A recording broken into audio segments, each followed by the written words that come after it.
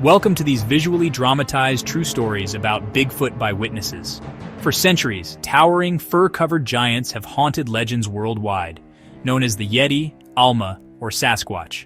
In Michigan, eerie sightings and massive footprints hint at something lurking in the wilderness. Hunters, police, and ordinary citizens report encounters too detailed to ignore. Hoax or hidden reality. The Shadow of the Wild explores chilling evidence and first-hand accounts that challenge what we think we know.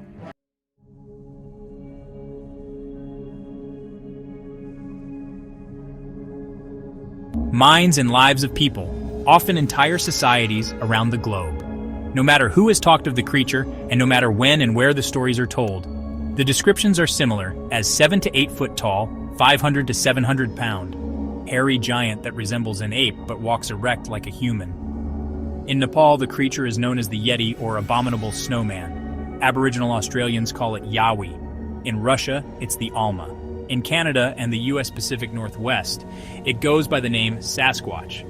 Throughout the rest of the United States, it's been dubbed Bigfoot because of the 17 to 20-inch long footprints people say it has left in snow, mud, or dirt. Tracks, in fact, most often are the only evidence offered of Bigfoot's existence. No one has ever captured or killed one of the man-beasts. The few photos or film offered up as proof have been, at best, inconclusive, at worst, staged. Reliable sightings of the shy, elusive creature, which is said to inhabit only the world's remotest areas, are rare. One source, for instance, says that there have been only about 1,000 bona fide glimpses of Bigfoot in North America during the past 200 years. Some have occurred in Michigan. Michigan Indians, in fact, may have first sighted Bigfoot 3 or 4 centuries ago, says Wayne King, a Bigfoot expert from Carroll. King, who is director of the Michigan-Canadian Bigfoot Information Center, says that a Michigan species of Bigfoot exists, and that there are probably several hundred of them roaming through untouched areas of Michigan wilderness.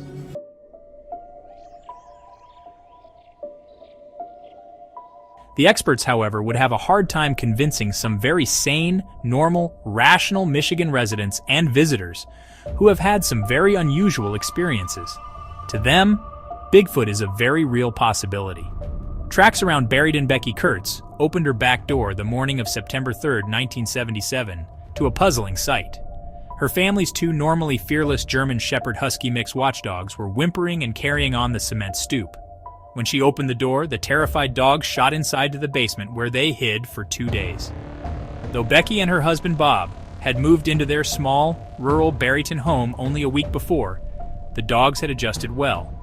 Normally, they lay outside the back door, peering some 300 yards across a plowed field to the Hughes Swamp, which sprawls 14 miles to connect with the even more of a Martini Lake flowage. The Kurtz's dogs weren't the only animals to behave strangely. Numerous white-tailed deer that usually came out each day at dawn and dusk to feed on apples in a small, grassy orchard close to the house also disappeared. Several days later, Bob brought some trash to a metal burning barrel at the rear of their property. There he noticed some huge indentations in the bare soil. They were like no animal tracks he had ever seen. The prints measured 16.5 inches long and 9.5 inches wide, and the distance between them, the stride of whatever left them, was nearly 5 feet. Kurtz followed the tracks for 60 to 70 feet to where they disappeared into the orchard. Along the way, milkweeds and other plants had been crushed where each foot had come down. Most tracks were embedded 1.5 to 2 inches deep into the ground. Curious, Kurtz removed his shoes and socks and walked barefoot in the soil near some of the tracks. The 180-pound man's size 10.5 foot sank in only a half inch. Kurtz called in 2 other area residents, Gene Little and George McLean, for their opinion. Little was a longtime wildlife photographer and producer who had often shot film for the Michigan Outdoors television program. McLean was an experienced big-game hunter. It didn't take them long to agree that whatever had left the footprints weighed close to 800 pounds. Both also agreed it couldn't have been a bear. When Little and McLean examined the ground closely, they found no telltale round prints that would have been made by a bear's front paw. And if a huge bear somehow, for some reason, had managed to walk on its hind legs over such a long distance, it could never have managed a stride of 5 or 6 feet, they said. Also, a bear moving in an upright position would have a straddle-like gait. The tracks on the Kurtz property ran in a straight, human-like pattern. Little shot footage of the tracks for a Grand Rapids television station, and Kurtz made plaster casts of them. One exceptionally clear casting showed a huge five-toed foot with no claws. Little, who died within the year, said on a taped account, "I don't see how it can be a hoax." The prints showed an ape-like toed foot with a definite ball imprint, not the kind of forgeries that would be left by someone wearing fake feet. If someone instead had pounded a handcrafted molded foot into the relatively hard soil, the resulting tracks would have been shallow and uniform. The prints behind the Kurtz home were deep and varied, all in all, very natural looking, and, as Little and McLean observed, there were no tracks in the easiest place for a prankster to have placed them, the adjacent, freshly plowed field. Little came to a conclusion shared by McLean, the Kurtzes, and anyone else who has investigated the origin of the tracks. There is no good logical answer.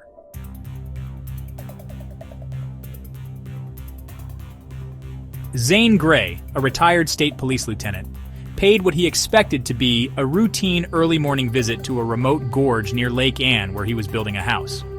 He arrived, however, to find 27 unusual, huge tracks embedded in the soft soil. The 18-inch long prints, which showed a flexible ape-like toed foot with a ball imprint, had been sunk deep into the dirt by something with great weight. Less than a week later, Gray found more such tracks on a nearby road. Gray, who later became sheriff of Benzie County, now says, "At the time, I was open to the possibility of a Bigfoot. There had been sightings in the area and mysterious noises. But now that all this time has elapsed without finding one, I think somebody probably made the tracks. But yet, I have absolutely no idea how."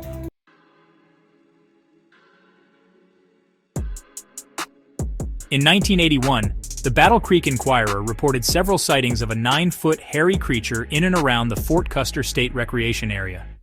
In one incident, according to the paper, Bill Cosmitter, a recreation supervisor, and state trooper Paul Erling from the Hastings Post saw a huge creature on the frozen surface of a beaver pond while they were making the rounds of adjacent military land in a park truck one evening. By the time the pair moved in for a closer look, however, the thing had disappeared.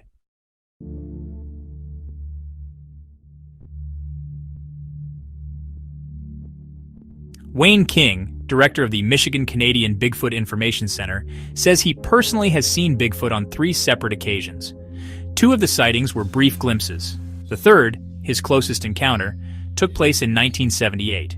King received a call on his Bigfoot sighting hotline and drove the short distance from his home in Carroll to a rural area near Kingston. There in the twilight, King said he got a good look at not one, but 2 of the creatures on the forest's edge. One was much smaller than the other. Possibly an offspring, thought King. King had left his home office in such a hurry, he had forgotten to strap on the holstered .357 Magnum pistol he always carries on his Bigfoot investigations. So, King said, he called the state police for help. Just as a patrol car approached, the creature slipped into the forest. King and a trooper went into the woods after the men got close, but couldn't see anything because of the darkness. It was the only time I have known fear, King was reported as saying. We could hear them breathing. I knew we were going to be hit. I could feel it coming. I heard the trooper take the safety off his gun, and then there was silence.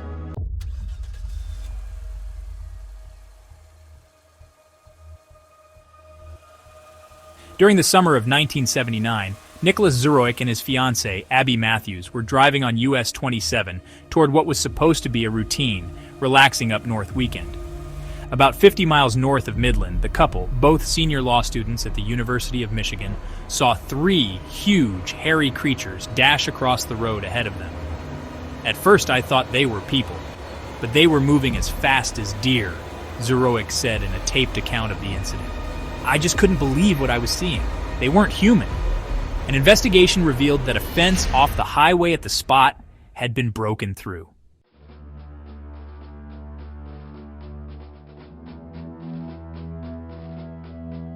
Buckeyes battled Bigfoot during a 1976 training session. 2 Ohio National Guardsmen were assigned to spend the night in a personnel carrier in an isolated area of their camp near Grayling. In the pre-dawn hours, the men were awakened by something pounding on the vehicle. They clicked on their flashlights. Spotlighted in the beams was a huge, hairy, ape-like animal. The lights evidently angered the creature, said the guardsman, because it made menacing growling sounds and continued pounding as it climbed on top of the vehicle. The men radioed for help, and military policemen who arrived at the scene spotted the creature disappearing into the woods by a nearby lake. An investigation revealed that the incident was not a prank, and that the two men had not been drinking.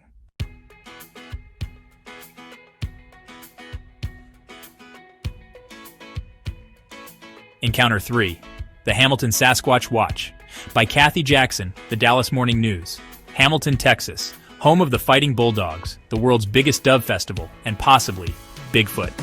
Reports have surfaced of a tall, hairy, ape-faced creature roaming the banks of the Leon River. Some residents claim they've seen it, though many dismiss the stories as a joke, or a hoax designed to grab tabloid headlines. Roger Miller, editor of the Hamilton Herald News, has received multiple reports from people too afraid to reveal their identities. There are people who believe they've seen something, Miller says.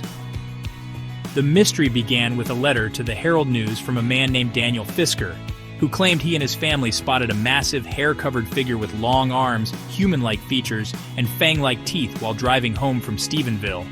It growled, leaped over a guardrail, and vanished into the brush. But there's a problem. No one knows who Daniel Fisker is. In a town of 3,000 where everyone knows everyone, Fisker appears to be a phantom. Miller checked records and found no trace of him. It's highly unlikely he exists, Miller admits, though he doesn't discount the possibility that someone truly saw something and used a pseudonym to avoid ridicule. Fisker's letter inspired others to come forward.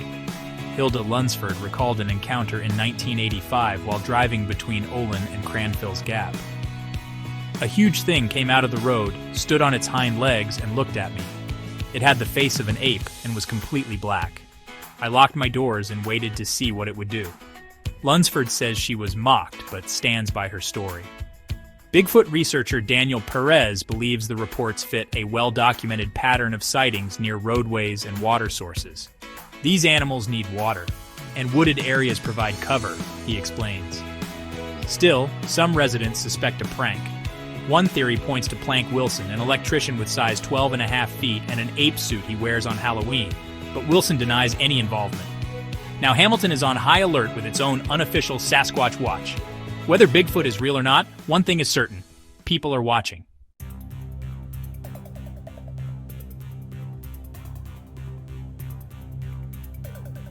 Encounter 4. The Bigfoot Hunter of Cairo, by Mary Dreyer, Cairo, Michigan. For Wayne King, the search for Bigfoot started as an effort to debunk the myth. Instead, it turned him into a believer. A 55-year-old GM press operator, King runs the Michigan-Canadian Bigfoot Information Center from his home. His office, crammed with newspaper clippings, photos, and plaster casts of massive footprints, is a stark contrast to the charming, country-style decor of the rest of his house. I set out to prove Bigfoot was a hoax, King says. Instead, I found the opposite. I've seen the animal myself. His encounters happened in 1978 near Kingston and in 1984 outside Cairo near Enos Park. King believes Bigfoot is a species of ape, not a humanoid. It could be part human, he admits, but I doubt it. Unlike some researchers, King wants to capture definitive proof, by any means necessary. He carries a high-powered rifle and warns against venturing into the woods unarmed. A tranquilizer gun, he says, is impractical due to range and dosage concerns. For skeptics, King displays massive footprint casts, some 17 inches long and 8 inches wide. He also keeps a glass-encased sample of what he claims is Bigfoot fecal matter from Benzie County. Although Tuscola County has recorded 38 sightings since 1965, neighboring Huron and Sanilac counties have none. King believes this doesn't mean Bigfoot isn't there, just that witnesses are afraid to come forward. This story might shake the bushes, King says, hoping more people will report sightings. I don't need the publicity. I have nothing to sell. His work has been featured in multiple books, solidifying his reputation as Michigan's premier Bigfoot investigator.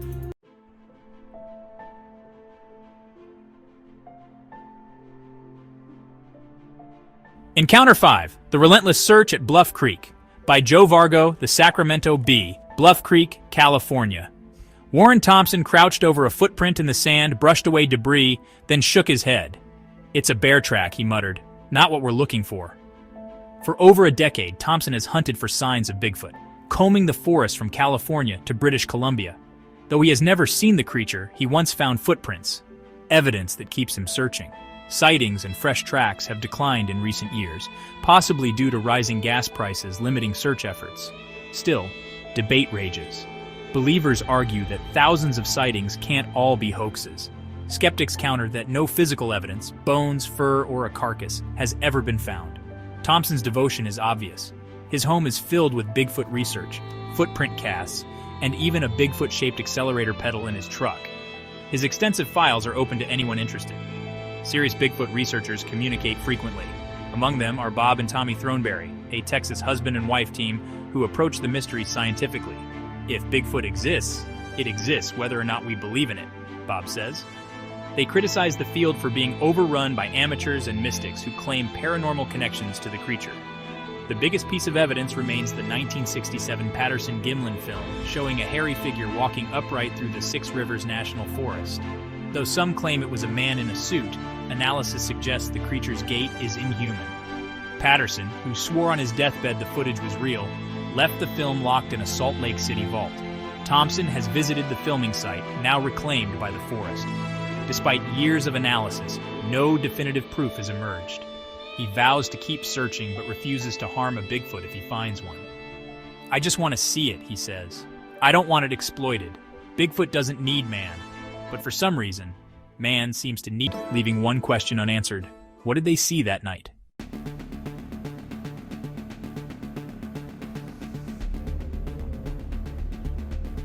Encounter 8, The Two Who Got Too Close, by Wayne King, Michigan Canadian Bigfoot Information Center Report, 1978.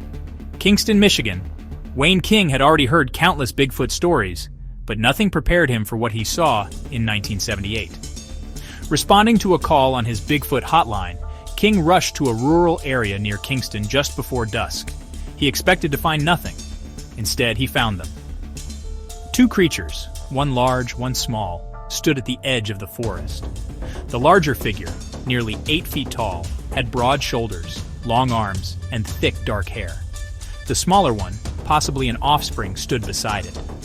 Frozen in shock, King barely had time to react before the creatures turned and disappeared into the dense woods. Realizing he was unarmed, he called the state police for backup. By the time officers arrived, the creatures were gone, but something remained, a lingering sense of unease. "It was the only time I've ever known fear," King later admitted. "We could hear them breathing. We knew they were still there, watching. I thought we were about to be attacked." The trooper beside him clicked the safety off his gun. Then, silence. No attack came. Whatever was out there melted into the shadows, leaving behind only questions and a witness who would never again doubt the legend of Bigfoot.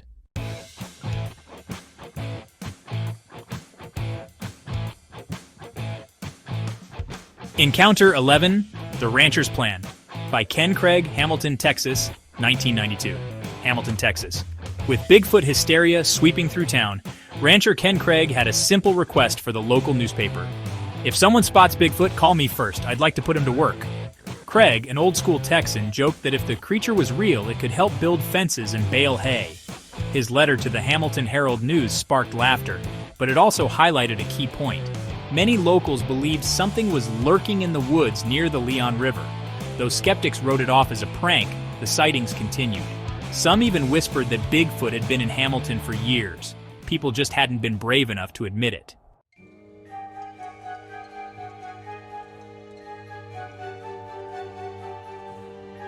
Final thoughts, the mystery remains. From the deep forests of Michigan to the riverbanks of Texas, reports of massive humanoid creatures have persisted for centuries. Skeptics argue that without physical evidence, a body, bones, or DNA, Bigfoot cannot exist. Yet thousands of eyewitnesses insist they've seen something they cannot explain. Are these creatures a lost species, a relic from another time, or merely a product of the human imagination? Until definitive proof emerges, Bigfoot will remain what it has always been, a legend lurking just beyond the reach of reality. Thanks for viewing the latest Bigfoot Encounters episode. What do you think? Have you had a Bigfoot encounter? Share your thoughts in the comments. Please like and subscribe for more incredible sightings.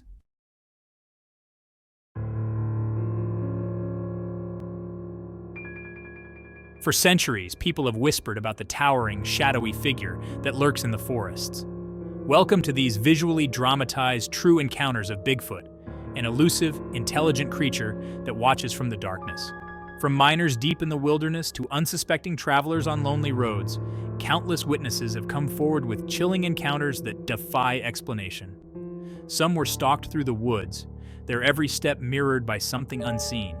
Others were frozen in terror as a massive, fur-covered figure emerged from the trees. A few even faced the creature's raw power. Boulders hurled through the night, guttural growls echoing through the silence. These 6 terrifying Bigfoot encounters span decades, each more unsettling than the last. Are they proof of a creature that has evaded capture for generations? Or are they warnings that we are not as alone in the wild as we think?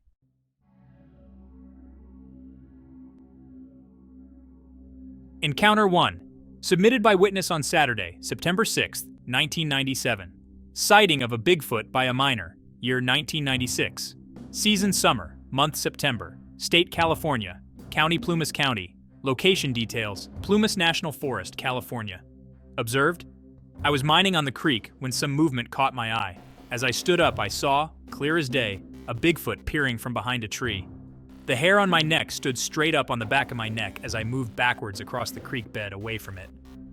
As I did, I slipped on mossy rocks, fell back and banged my arm up pretty bad, which required medical attention later, keeping a close eye on what it was doing. I know exactly what I saw, as well as it saw me. We are talking about a distance of 60 to 75 yards. My mining partner was upstream from us, and it knew that too, as he kept looking upstream looking for him. My friend must have spooked it my way.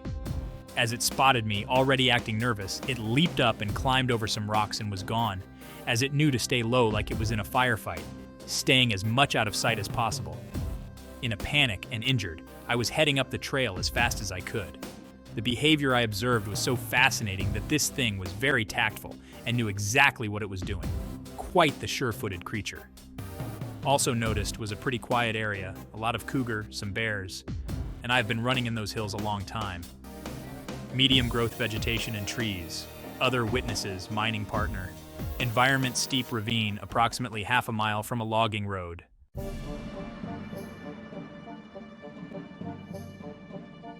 Encounter 2, submitted by witness on Tuesday, June 30th, 1998. 2 sightings by locals from the town of Quincy. Year 1995, season fall, month October, date 16th, state California, county Plumas County. Observed sent to the internet virtual Bigfoot conference mailing list. I've been interested in the Bigfoot phenomenon for many years, and have read most of the serious books covering the subject, including Krantz's stuff. About 3 years ago, I began visiting a woman in Quincy, California, a small northern Sierra community which Tom Morris notes has always been notorious for its Bigfoot sightings. He sure was right. Over the last 3 years, the local paper, the Feather River Bulletin, has reported 7 different sightings in the same general area of the county. 5 of those may have been hoaxed, but 2 deserve further discussion. The first one occurred at 1:15 a.m. on February 13, 1994. Mary and Jerry Kane, Quincy's only bakers, were returning from Reno. Near Lee Summit, 10 miles east of town, a large fur-covered animal crossed Highway 70 in front of their car and strolled up a steep bank and into the forest. It looked exactly like the many drawings they'd seen of Bigfoot. They doubt this was someone dressed in a gorilla costume. When it was light, Mary and Jerry returned to the scene and found large, deep footprints in the snow. They took pictures of the prints, wrote a narrative of their adventure, and posted the information on the wall of their bakery. I've had a chance to study the photos, and I'm convinced they aren't contrived. I've also spoken to the Canes, and I believe they're telling the truth about their experiences. The second sighting happened near a cemetery hill, an area which divides east and west Quincy. It was about 11:30 p.m. on October 16, 1995, when Larry Riddle, out for a stroll, smelled what he thought was rotting garbage. As he was looking for the source of the smell, he felt he was being watched. He turned and saw an 8-foot fur-covered creature watching him. Riddle lived near Yellowstone most of his life. I'm familiar with bears, and this was not a bear. He stated that there was no bear-like snout. He also refuses to believe it was someone trying to fool him. He felt it would be hard to mimic an 8-foot-tall Bigfoot. "I'm sure I'm going to get laughed at," Riddle said. "This thing was real."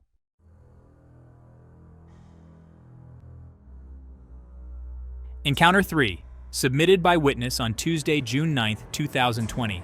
Stalking of Forest Service worker on Pacific Crest Trail outside Quincy. Year 1995. Season summer. Month August. State California. County Plumas County. Location details. Note from investigator Matt Moneymaker. This incident happened near where the Pacific Crest Trail crosses the middle fork of the Feather River. The coordinates for that crossing, 39.808254 minus 121.045600. You can copy and paste those coordinates in Google Maps or Google Earth, and it will show you the river crossing point. Nearest town outside of Quincy, California, but very remote area. Nearest road, Highway 70. Observed, I recently read BFRO report number 26850. I felt the need to add my own experience in the same area. I too was a Forest Service employee for Plumas in the 90s. I don't know the original author. I hiked to the bottom of the Middle Fork drainage where the Pacific Crest Trail crosses the river from the Quincy side, north side, so I could brush it out and cut some poles and logs laying across the trail. First day, I had a couple guys with me, and we knocked out a good portion of it that day. I came back later in the week to finish up the remaining few miles by myself. The tactic is to go down the trail heavy with water and saw gas and work your way back up, getting lighter. I worked my way down the trail maybe about 2.5 hours to the area where we left off. I started cutting my way back up the trail. The logs were spread apart with patches of down logs and then areas of clear trail for several minutes of hiking. In the periods when I shut the saw off, I soon started to realize I was getting side-hilled by something that was downslope of me off the trail about maybe 100 to 150 feet just inside the tree line. As I moved up the trail, it did also. If it was a lion, I would have never heard it, and bears are very noisy coming through the brush. This was not wildlife. This was clearly a bipedal footfall. By the time most of my work was done, I was getting a little spooked, and I just wanted to get back up to the landing where my truck was parked. Unfortunately, I never got eyes on it, so I can't give you a visual account. I was only able to occasionally see saplings move. To be perfectly honest, I was too afraid to look. I had my head down humping gear up the trail. I was light and moving at good clip on a trail. This thing was easily able to outpace me even though it was working through steep, rocky brush and tree-covered terrain. At times it got ahead of me because of the contour of the land. And that was a little bit horrifying. This thing was agile and fast. This went on for a couple of hours. About a half hour from my truck, I stopped hearing anything. I feel I was being escorted out of the area. The whole experience was very unnerving. What bothers me the most is I don't know how long I was being watched. I was running the chainsaw intermittently with earplugs in. I'm sure the three of us were being watched on the previous trip. We just couldn't hear anything with the saws running. I've spent a lot of time in the woods and still do in a professional capacity, but that was a new one. If anybody is thinking this was a person, I'll tell you right now, there is no way. Also noticed none. Other witnesses, none that will go on record.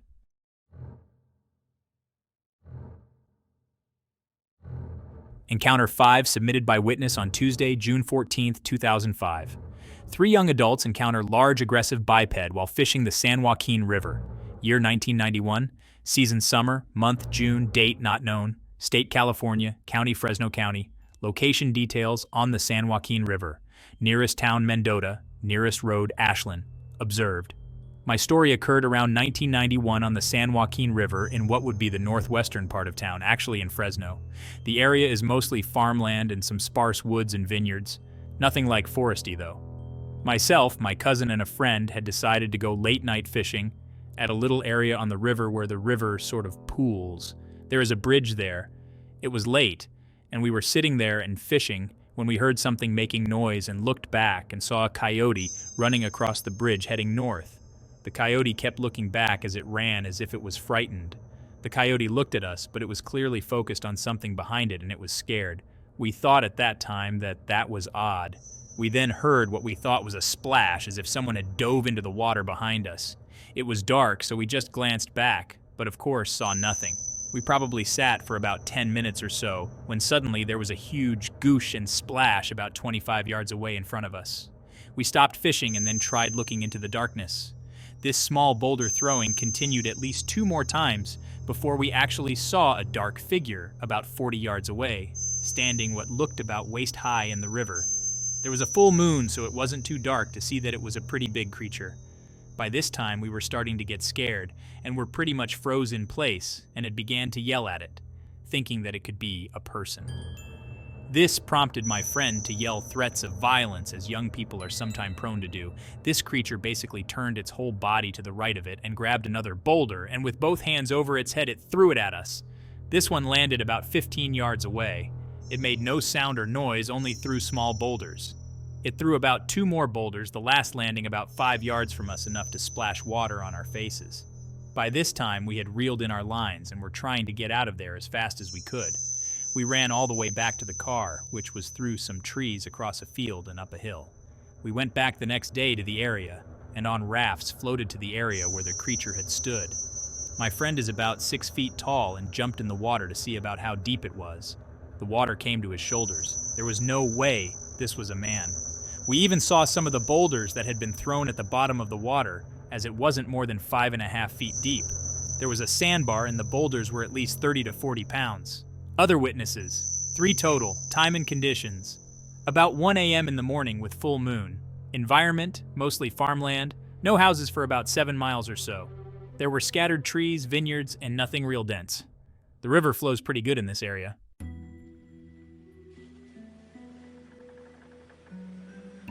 Encounter 6-man has early morning sighting near Sly Park. Year 2003, season fall, date 1, state California, county El Dorado County, nearest town Pollock Pines, nearest road Sly Park Road about 3 miles from Highway 50. Observed, I am posting this report after several months of trying to dismiss what I saw as a bear or other common animal.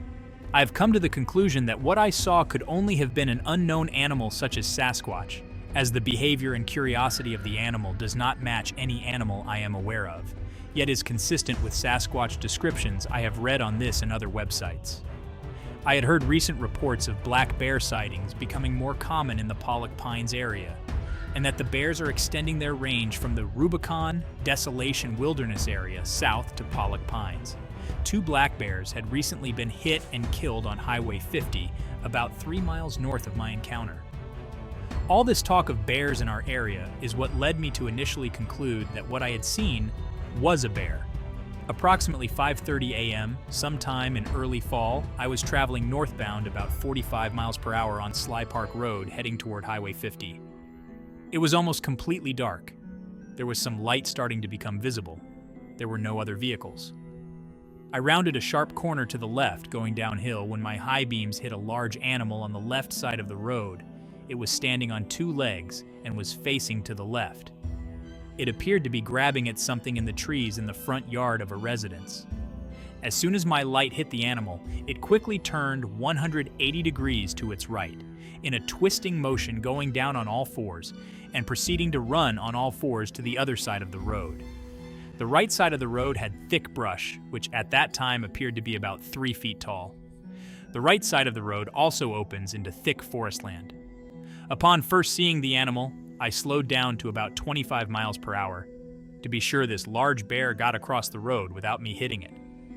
As I drove past the location where the animal had entered the brush, I looked out the passenger window, and to my surprise, I saw its face in the brush looking right into the window only a few feet away. I saw large reddish-brown eyes, a large brown head, and a dull black, not shiny area that would have been the nose. I did not see ears, and since it was looking straight on, I was unable to discern a flat or pronounced snout. In retrospect, the face appeared to convey an emotional look of concern or panic. During the encounter, I did not consider the animal to be anything other than a bear until several minutes later, when I thought it was odd that the animal would cross the road to escape, then stop just inside the brush to watch me pass. I would think a bear would continue to run into the forest. Even with this curious behavior, I continued to assume it had been a bear. I was shocked into reconsidering my explanation a few weeks later, when road crews cleared the brush away, revealing that the brush was growing on a drop-off that was 5 feet lower than the road, making the brush 8 feet tall. This would rule out the animal being on all fours while looking into my passenger window. The animal had to have stood up again immediately after entering the brush to reach the height required to look into my window, that would place the animal at approximately 8 feet tall. Is it likely that all the behavior I've described can be attributed to a bear? Not likely in my opinion. Other witnesses, no other witness. A girl has daytime sighting near Twain Harte, California.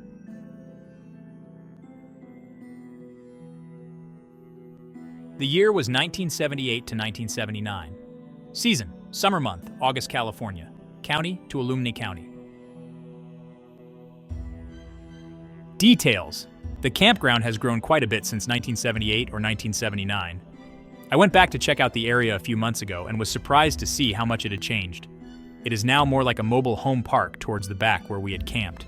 The homes are very close together, and I could not see a way without trespassing to get back to the area where I had entered the forest. Nearest town, Twain Harte. Nearest road, off HY 108, observed. Around the age of 12 or 13, I'm 34 now. I went with my parents to Sugarpine campground in the Sonora Twain Harte area in California. We were there for 2 weeks in our 21 travel trailer, and I was completely bored out of my mind. I also had just started menstruating for the first time while we were in the middle of our trip. Mentioning this seems weird, but will make sense later. At the campground, I met a little girl, a few years younger. She had been living there with her parents who were without a home. She showed me a trail that went way out into the woods where there was a small stream, only a few feet wide, with a big rock. If you climbed up on top of the big rock, there was a tree branch that you could grab onto and swing over the stream. We played there for a good while and returned to the campground when it started getting dark. The next day I looked for my friend, but she had apparently moved on with her family. Her campsite was empty. I figured I'd go back out to the stream and play for a while since I had nothing better to do. The stream and rock area was a little further than a city block out into the dense forest. The whole trail was shaded since the pines were so thick. I merrily went out into the woods, with absolutely no hesitation, looking forward to some fun. When I got within about 5 to 6 feet from the big rock, I had the strange feeling someone was watching me. The hair on the back of my neck stood up a bit. I still was not afraid and began looking around me, thinking maybe my friend was out there playing somewhere close by and hadn't left as I had thought. I looked in front of me and slowly turned counterclockwise, peering into the dense woods. I continued turning until I was looking directly down the small footpath I just walked to the rock. As I looked at the pathway, I noticed a very large pine tree that was edging the path had a funny-looking arm thing wrapped around its middle. I looked, still not afraid, and was trying to figure out what the heck it was. I could make out long fingers and very dark furry brown hair covering the entire arm. I thought to myself, that's not a branch, and it's not a bear's paw. It sure looks like a hand. Now, this tree was approximately 15 from where I was standing and directly next to the pathway I had just come from. As I continued to look at the arm, still not afraid since in my own mind I kept thinking it couldn't possibly be an arm even though it sure looked exactly like one, I saw a face peek out from the opposite side of the tree and look at me. It was a very flat face, very dark brown. Couldn't make out any features except the eyes, which were looking right at me. Let me tell you, I was never very athletic, but as soon as we made eye contact, I don't think my feet touched the ground. Worse yet, I had to run right by it to get the heck out of there. I flew back to camp and ran into the trailer. I didn't tell my mom or dad about it since I thought they'd think I was crazy. Needless to say, I stayed in that trailer for the rest of our vacation at Sugarpine. When I mention I started my period for the first time, I believe animals have an uncanny ability to sense and smell those types of things. Maybe it caught wind of me and decided to follow and check me out. The creature was hunched over a bit, so it's hard to tell exactly how tall it was, or if it was a juvenile. I do know that the pine tree it had, its arm wrapped around, was around 4 wide in circumference, which makes it a pretty long arm. Another thing to mention is that I don't remember smelling anything. Also noticed, while camping at Sugarpine, I had heard that a child had disappeared recently, kidnapped from the campground, and nobody knew what happened to him or her. My brother checked the newspaper archives in that area just a few months back to try and find any further information, but could not locate anything to substantiate this. It did make me wonder, though. Witnesses. I was alone, just minding my own business. Dense pine forest, near a 6-foot rock by a small creek, about a city block out into the woods behind the campground.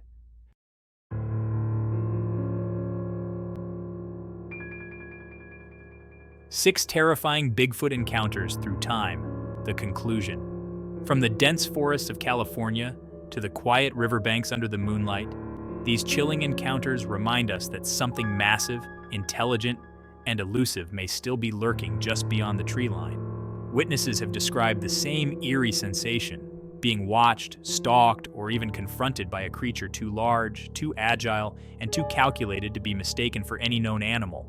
Whether you believe in Bigfoot or not, the fear and conviction in these stories cannot be ignored. Perhaps the next time you find yourself alone in the wilderness, listening to the rustling of unseen movement in the shadows, you'll wonder, what if the legends are real? Keep your eyes open, your camera ready, and remember, you may not be alone. For decades, Bigfoot has captivated the world, blending folklore, eyewitness accounts, and eerie evidence.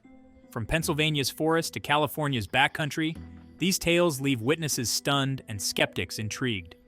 Through preserved news clippings and first-hand reports, these accounts delve into chilling encounters, massive footprints, guttural growls, and the unsettling sense of being watched. Each story challenges the boundaries of science and belief, offering glimpses into a mystery that defies explanation. Are these remnants of ancient myths or signs of a hidden reality? Dive into these reports and explore the shadows where Bigfoot lurks as both guardian and specter of the wild. Professor Knows When Bigfoot Roams, by Gerard DeFilich, Tribune Review, date April 1988. It was just a little over 20 years ago when the world marveled at the summer of love, but amidst California's sunny bliss, something far from loving was said to roam free: Bigfoot.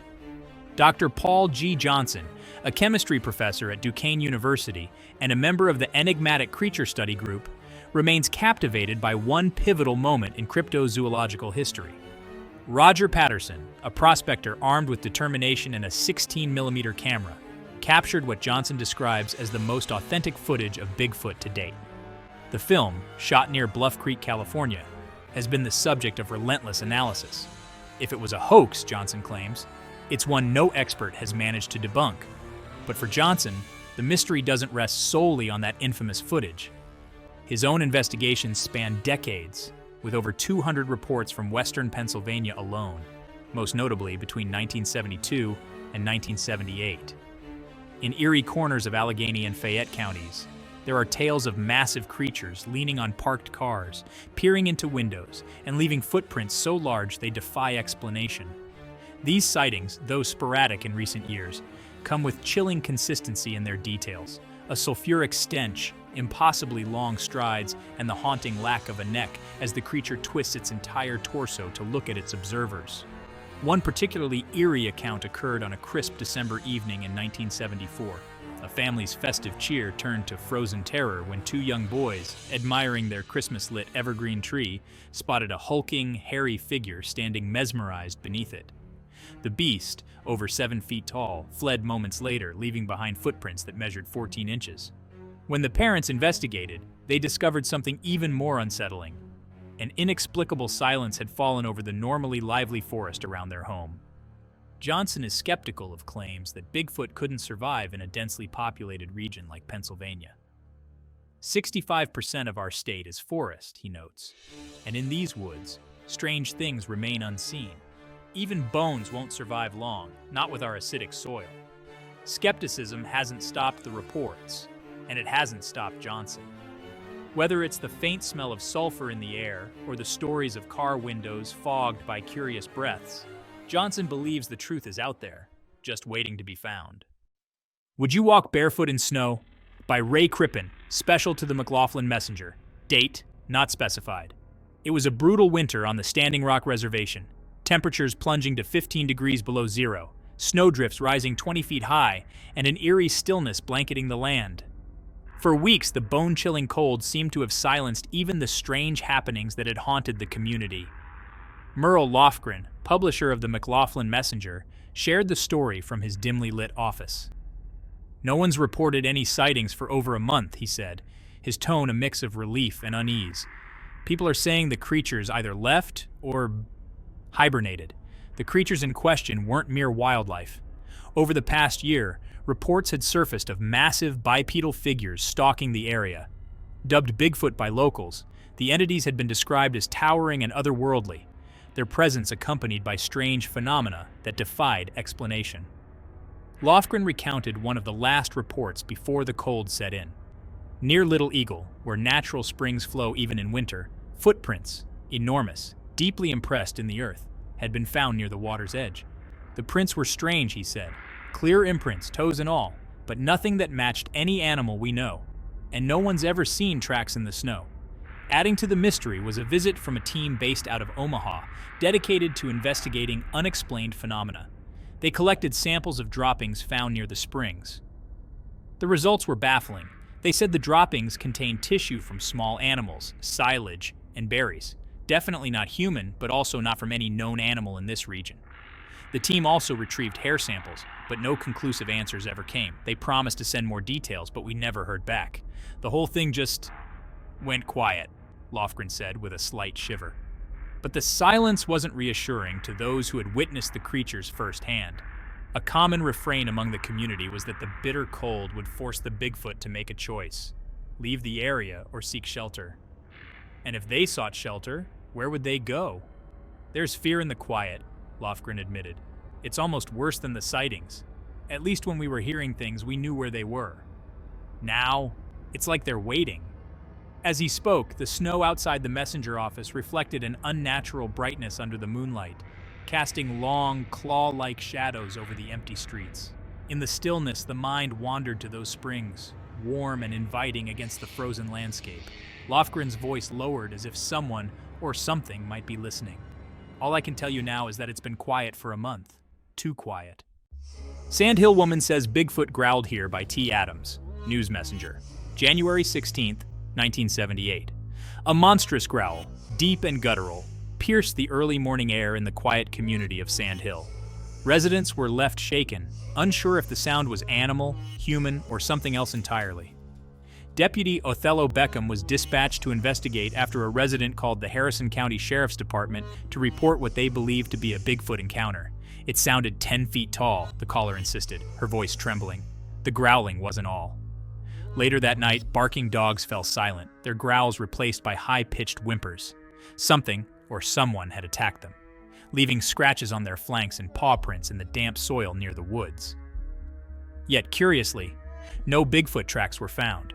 Whatever it was, it scared the dogs bad enough they wouldn't stop shaking, Deputy Beckham said, but there were no prints I could identify, at least not from the creature itself. The residents of Sand Hill are no strangers to strange sightings. Nearly a year ago, another Bigfoot was reportedly seen in the same area, though no evidence was left behind that time either. For some, this most recent incident has reignited fears of an elusive predator stalking the community. It's not just the growl, one local explained, it's the timing. A few cattle have gone missing this week, and a hog was found dead on Ed Andrews' property with its head torn clean off. Whatever did it wasn't hunting for food. It didn't even eat the carcass. It feels wrong. Andrews, whose property lies just 2 miles from the original sighting, described the mutilation in detail. It was gruesome. The head was just gone, but the body was untouched. I've never seen anything like it. Despite these chilling accounts, not everyone believes. Some residents chalk it up to pranks or natural predators. Could have been a bear or a mountain lion, Andrews admitted reluctantly, but I've hunted all my life and I've never seen either leave tracks like that. Deputy Beckham remains open-minded but cautious. People in this area know their animals, he said. If they're saying it wasn't a bear or a coyote, I'm inclined to believe them. But until we have concrete evidence, all we can do is keep an eye out. As dawn broke over Sand Hill, the air remained heavy with unease. The woods that border the town stood silent, as if holding their breath. And while the creature, if it exists, left no tangible evidence, it left something far more lasting: fear. Tracks in the snow. Was it Bigfoot? By Betty Butler, Westport World. Date: sometime in 1981, west of Spokane, where towering evergreens cast shadows even on the brightest days, strange tracks have been discovered. They stretch through the snow, winding their way across undeveloped timberland miles from the nearest town. Whatever made them was enormous, its stride unnervingly long, its prints perfectly clear. Robert Horsley, an operating engineer at the Satsop nuclear plant, stumbled upon the tracks while visiting property he had recently purchased near Roosevelt Lake. Accompanied by real estate agent Ced England, Horsley was not prepared for what he saw. They were massive, Horsley recalled, about 16 inches long with 5 distinct toes. You could even see where the arch of the foot lifted slightly. They weren't the kind of prints a person would leave, not this far out, and definitely not barefoot in the snow. The tracks, partially dusted with a fresh layer of snow, suggested the creature was nearby. We felt like we weren't far behind it, Horsley admitted, but we didn't follow. We just stood there, stunned. Horsley took several photos for reference, capturing the prints alongside his boot for scale. After he left Spokane, England returned to the site with professional tracker H.D. Smith.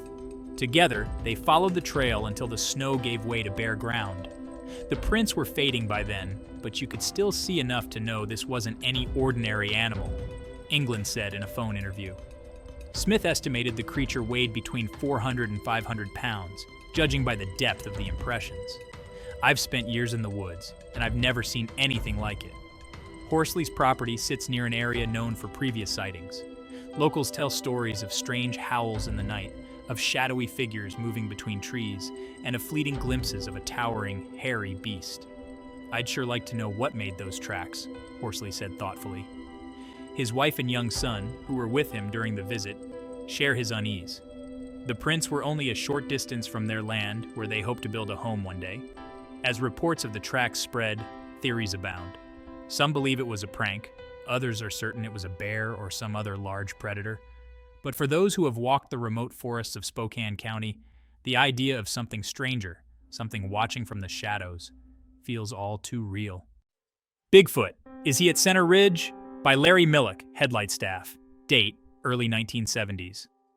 The peaceful countryside of Center Ridge has been stirred by something extraordinary and terrifying.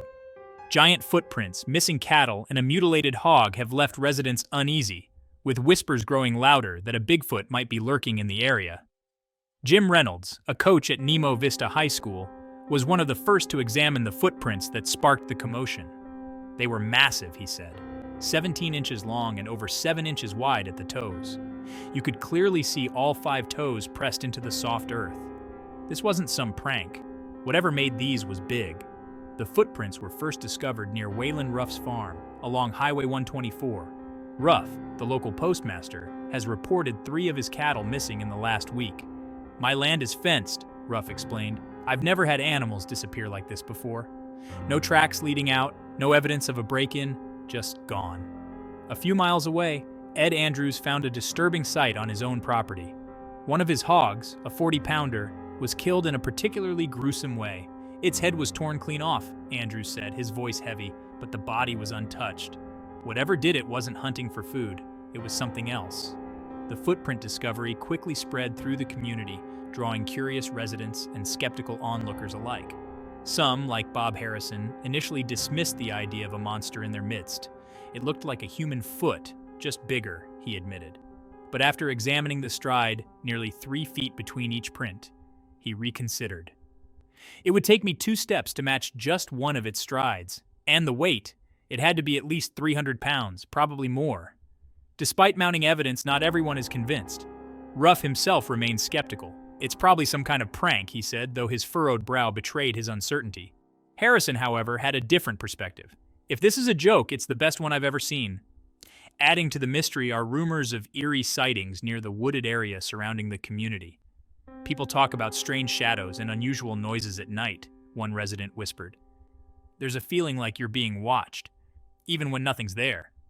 As the sun sets over Center Ridge, the locals are left with more questions than answers. What is prowling through their fields? Is it just an animal, or something more? For now, the truth remains hidden in the shadows of the surrounding woods. Bigfoot, Is He at Center Ridge? By Larry Millick, Headlight Staff.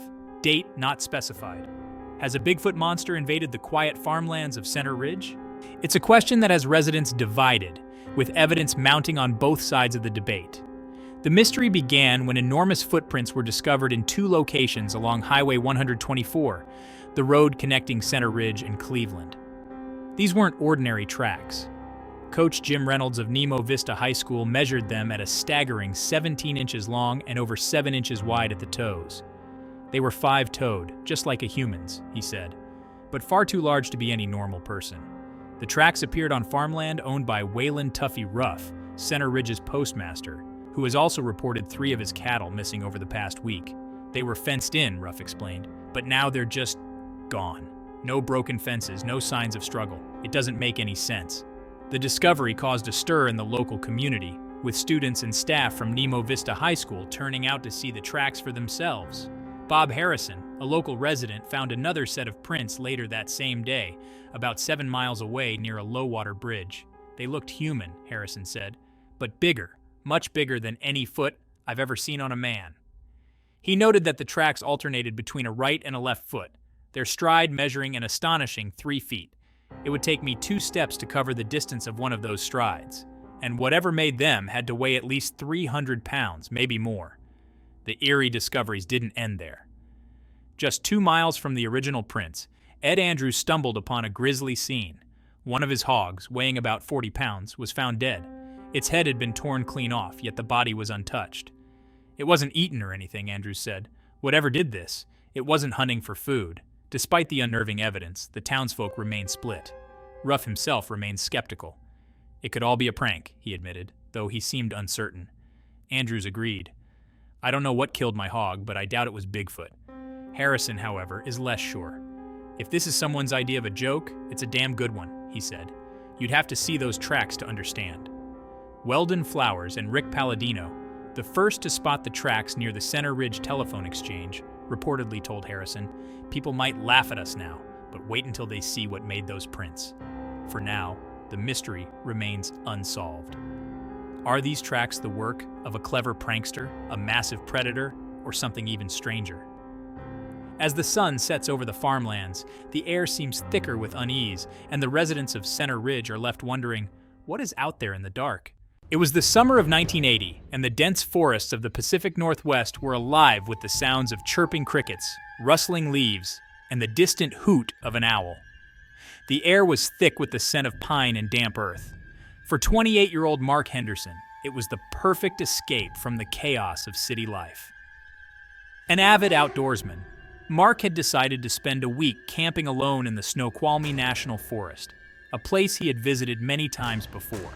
But this time, something was different. The first night passed uneventfully. Mark set up his tent near a bubbling creek, cooked a simple meal over a crackling fire, and fell asleep to the soothing sounds of the forest. But on the second night, the atmosphere shifted. The forest grew eerily silent, as if the animals themselves were holding their breath. Mark woke abruptly at 2:17 a.m., his heart pounding.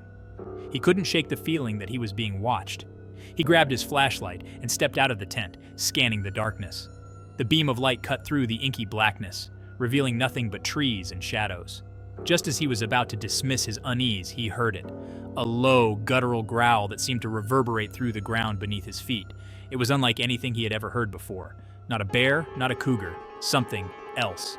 Mark's instinct screamed at him to run, but his curiosity got the better of him. He followed the sound, moving cautiously through the underbrush. The growl grew louder, more menacing until he reached a small clearing. There, standing at the edge of the trees, was a massive figure. It was at least 8 feet tall, covered in thick, matted fur, with glowing yellow eyes that seemed to pierce through the darkness. Bigfoot. The creature let out a bone-chilling roar, revealing rows of sharp, yellowed teeth. Mark froze, his flashlight trembling in his hand. The beast took a step forward, its massive feet crushing the forest floor with each step. Mark's survival instincts finally kicked in, and he turned to run. But the creature was faster. It lunged at him with terrifying speed, its claws slashing through the air. Mark stumbled and fell, scrambling backward as the creature loomed over him. He could smell its foul breath, a mix of rotting meat and damp earth. Desperate, he grabbed a nearby rock and hurled it at the beast. It struck the creature in the face, causing it to roar in pain and stagger back. Mark seized the opportunity and bolted, running blindly through the forest. He could hear the creature crashing through the trees behind him, its growls growing louder and more enraged. Mark's lungs burned, and his legs felt like they were made of lead, but he pushed himself to keep going. He didn't dare look back. Finally, he reached his campsite and dove into his tent, fumbling for his hunting knife. He clutched it tightly, his breath coming in ragged gasps. The forest fell silent again. Mark waited, his heart pounding in his chest. But the creature didn't return. He spent the rest of the night huddled in his tent, too terrified to sleep. When dawn finally broke, he emerged, shaken but alive. His campsite was a mess. His supplies were scattered, and the ground was torn up as if a bulldozer had plowed through it. Mark didn't stick around to investigate further. He packed up what was left of his gear and hiked out of the forest as quickly as he could. When he reached the nearest town, he tried to tell his story, but no one believed him. They dismissed it as a bear attack or a figment of his imagination. But Mark knew the truth. He had seen Bigfoot, and it was no gentle giant of legend. It was a predator, a monster that lurked in the shadows of the Pacific Northwest. To this day, Mark refuses to go back into the forest. He still has nightmares about those glowing yellow eyes and the sound of that unearthly roar. And sometimes, on quiet nights, he wonders if the creature is still out there, waiting for its next victim. And that wraps up this journey into the shadows of the unknown. From eerie newspaper clippings to chilling encounters, Bigfoot's legend only grows. What do you think? Proof or myth? Let me know in the comments.